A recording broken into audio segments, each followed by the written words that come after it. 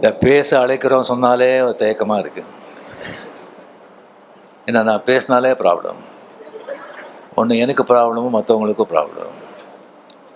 ஏதாவது ஏதாவது வந்து கழுப்பிட்டே இருப்பாங்க, ஏதாவது பேசிகிட்டே இருப்பாங்க. நான் சும்மா இருந்தால் இவர் இருந்தால் பேசவே மாட்டேங்கிறாங்க, வாயில் நான் கொலைக்கட்டே வச்சுருக்காரா அப்படின்னு சொல்லி கலாட்டா பண்ணுவாங்க, கிண்டல் பண்ணுவாங்க. பேசுனா இப்போ பேசு அப்படின்னு சொல்லுவாங்க. மற்றவங்க வந்து இவர் பேசாமல் இருக்க, இவர் பேசியிருக்கக்கூடாது அப்படின்னு சொல்லுவாங்க. ஸோ என்ன பண்ணுறது? ஸோ ரொம்ப நாள் கழித்து நான் தெரிஞ்சுக்கிட்டேன், நம்மளை பிடிக்காதவங்களுக்கு நம்ம என்ன செஞ்சாலும் எது பண்ணாலும் பிடிக்காது. நம்ம பிடிச்சவங்களுக்கு நம்ம என்ன செஞ்சாலும் எது பண்ணாலும் பிடிக்கும்னு நினைக்கிறது முட்டாள்தனம். ஜாக்கிரதையாக இருக்கணும். இந்த விழாவுக்கு வந்திருக்கிற கலைப்புலி தானு சார் அவர்களே, தமிழ்குமரன் அவர்களே, கண்ணன் அவர்களே, மதுரை செல்வம் அவர்களே, சிம்ரன்ஜி அண்ட் பத்திரிகை நண்பர்கள் அனைவருக்குமே என்னுடைய அன்பார்ந்த வணக்கங்கள். முக்கியமாக வந்து கமல்ஹாசன் சார் அவர்கள் அண்ட் அஸ்வத் மாரிமுத்து.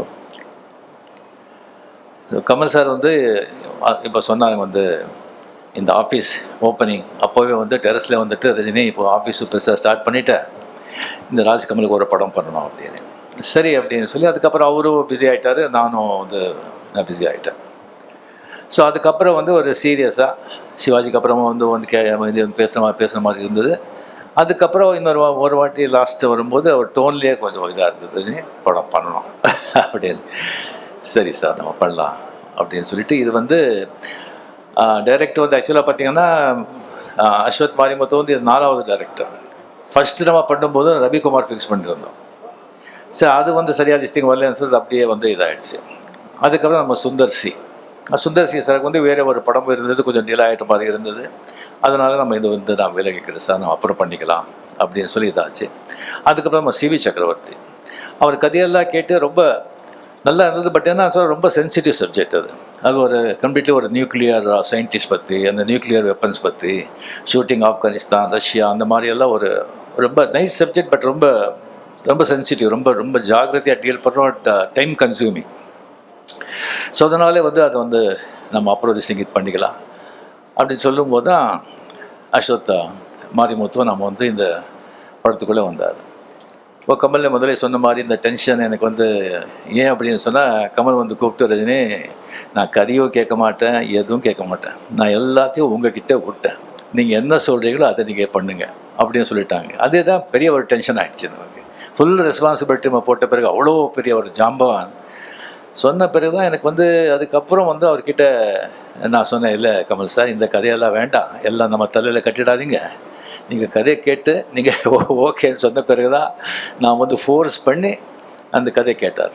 ஸோ கதை கேட்டு நல்லா இருக்கு அப்படின்னு சொல்லி இந்த படத்தை வந்து நம்ம வந்து இது பண்ணியிருக்கோம். டெஃபினட்டாக நம்ம என்ன சொல்லி என்ன பண்ணால் கூட அஸ்வத் மாரிமுத்து மேலே வந்து பெரிய ஒரு ரெஸ்பான்சிபிலிட்டி இருக்குது. அதுக்காக எல்லாமே வந்து உங்கள் தலைமையில் நம்ம போட்டுட மாட்டோம். 100% நம்ம எல்லாம் சேர்ந்து it's a group work, it's a combined work, it's a team work.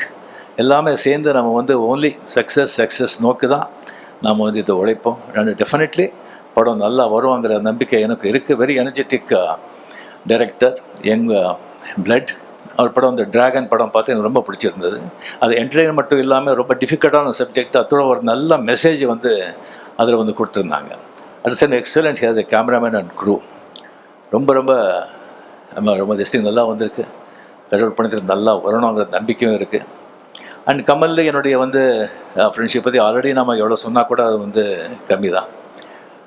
அவர் வந்து எனக்கு வந்து அவர் செஞ்சுருக்கிற எனக்கு வந்து உதவியா இல்லை என்கரேஜ்மெண்ட்டா இல்லை கோஆப்ரேஷனாக என்ன சொல்கிறதுன்னு சொல்லி அதுக்கு வந்து நிறைய பேர் தெரியாது. 75, 76, 77 அவர் வந்து மிகப்பெரிய ஸ்டார். அப்போ தான் நான் புதுசாக வந்ததெல்லாம். இளமை மஞ்சளாகிறது நிறைய பேர் பார்த்துருப்பீங்க. அதில் வந்து எவ்வளோ பெரிய பேர் புகழும் எனக்கு வந்து கொண்டு வந்து கொடுத்த படம் அது. அதில் முதல்ல நான் பண்ணுறதா இல்லை, அந்த கேரக்டர் வந்து ஜெய் கணேஷ் பண்ணுறதா இருந்தது. நான் அது கன்னடா, தெலுங்கு, தமிழெல்லாம் பண்ணிகிட்டு இருந்தேன். அவர் டேட் கேட்கும்போது டேட் கிடையாது. அப்புறம் கமல் வந்து ஃபோன் பண்ணி இன்சிஸ்ட் பண்ணி, இல்லை சார் இளமை மஞ்சள் ஆகிறதுன்னு போடுறீங்க, நீங்கள் ரஜினியை போடுங்க, ஸ்ரீதர் சார்கிட்ட சொல்லி, அதுக்கப்புறம் அவரே என்னை ஃபோன் பண்ணி, ரஜினி நான் கூட டேட்டில் அட்ஜஸ்ட் பண்ணி தான் பண்ணுறேன், நீங்கள் பண்ணுங்க வாங்க நல்லா இருக்கும் அப்படின்னு சொல்லி அவரால் தான் அது இளமை கொஞ்சம் அடிக்கிறது படமே நான் பண்ணது. அதில் ஒரு சீக்வன்ஸ் வருது, அது படம் பார்த்தவங்களுக்கு தெரியும்.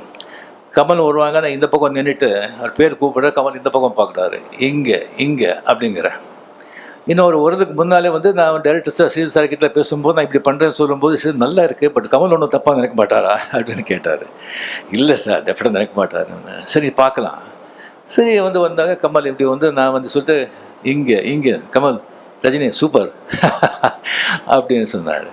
So sir we appreciated so much, இவ்வளோ அண்டர்ஸ்டாண்டிங் இருக்குது, ஸோ நைஸ் அப்படின்னு. ஸோ ஈவன் அந்த ஆடுபுலி ஆட்டம், அது படம் பார்த்தவங்களுக்கு தெரியும். வந்து ஒரு மோட்டர் பைக்கில் வந்து ஷேவ் பண்ணிகிட்ருப்போம்.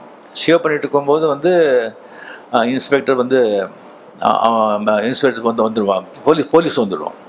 அப்படியே ஓடி போகும்போது அதுக்கப்புறம் வந்து பைக்கில் போகும்போது அவர் ஷேவ் பண்ணிட்டு தானே இருந்தேன். சரி ஷூட் பண்ணும்போது சார் அந்த ஷேவ் பண்ணிவிட்டு நான் ஓட்டுறேன் அப்படின்னு சொல்லும்போது எஸ்பி முத்துராமன் ஷேவ் பண்ணிவிட்டு ஓட்டுறதா, ஐயோ என்ன இது, அதெல்லாம் வேண்டாம். அப்போ கமல் பக்கத்தில் இருந்தார், சார் நல்லாயிருக்கும் சார் அது, இதெல்லாம் புதுசு, அவர் புதுசு பண்ணால் நல்லாயிருக்கும். இந்த மாதிரி நான் சொல்லிகிட்டே போகலாம். அந்த மாதிரி ஒரு கமல் செஞ்ச அந்த உதவிக்கெல்லாம் என்கரேஜ்மெண்ட்டுக்கெல்லாம் வந்து அவருக்கு வந்து அது வந்து சொல்லிகிட்டே போகலாம் அது வந்து டெஃபினெட்லி. ஸோ இந்த படம் நாம் வந்து பண்ணுறது வந்து ராஜ்கமலில் எனக்கு அவ்வளோ சந்தோஷமாக இருக்குது, அவ்வளோ ரெஸ்பான்சிபிலிட்டியாக இருக்குது எனக்கு. அண்ட் இப்போவும் சொல்கிறேன், கமல் சார் அப்படியே விட்டுடாதீங்க, படத்தில் நீங்கள் பார்த்து அப்பப்போ வந்து உங்களுடைய நீங்களும் இன்வால்மெண்ட் இங்கே இருக்கணும். அண்ட் இந்த படம் டெஃபினெட்லி நல்லா வரும் அப்படிங்கிற நம்பிக்கை இருக்குது, நல்லா வரணும். அண்ட் உங்களுடைய பிளெஸிங்களால் நாளைக்கு வந்து படம் ஷூட்டிங் ஸ்டார்ட் ஆகுது. அண்டு சிம்ரன்ஜி கூட ஆஃப்டர் பேட்டை என்னுடைய பேர் வந்து ரொம்ப ஜனங்க லைக் பண்ணாங்க. அது ரொம்ப கம்மியாக இருக்குது அப்படின்னு நினச்சாங்க. ஸோ இந்த படத்தில் ஃபுல்லாக வந்துட்டு நல்ல சீன்ஸு அண்ட் நல்ல கேரக்டர்ஸ் அதெல்லாம் வந்து இருக்குது. நல்ல ஒரு அஸ்வத் சொன்ன மாதிரி நல்ல ஒரு என்டர்டெயின்மெண்ட்டோட ஒரு த்ரில்லர் இந்த படம் with Anis music. And last but not least Mahendran, அவரை பற்றி வந்து என்ன சொன்னாலும் எவ்வளோ சொன்னாலும் அது கம்மி தான் ஆகும். ஏன்னா கமல் சார் மாதிரி ஒரு ஆர்டிஸ்ட்டு, அவருக்கு வந்து அந்த மாதிரி ஒரு ரைட் ஆன் திஸ் திங் இல்லைன்னு சொன்னால் அது ரொம்ப கஷ்டம். ஏன்னா அவருடைய இதே வேறு, அவர் பணம் அது இதை பற்றியெல்லாம் அதெல்லாம் அவருக்கு சினிமா க்ரியேட்டிவிட்டி அதில் தான் ஒரு வாழ்க்கையே.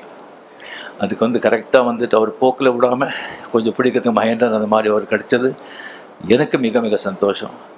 நன்றி, தேங்க்யூ.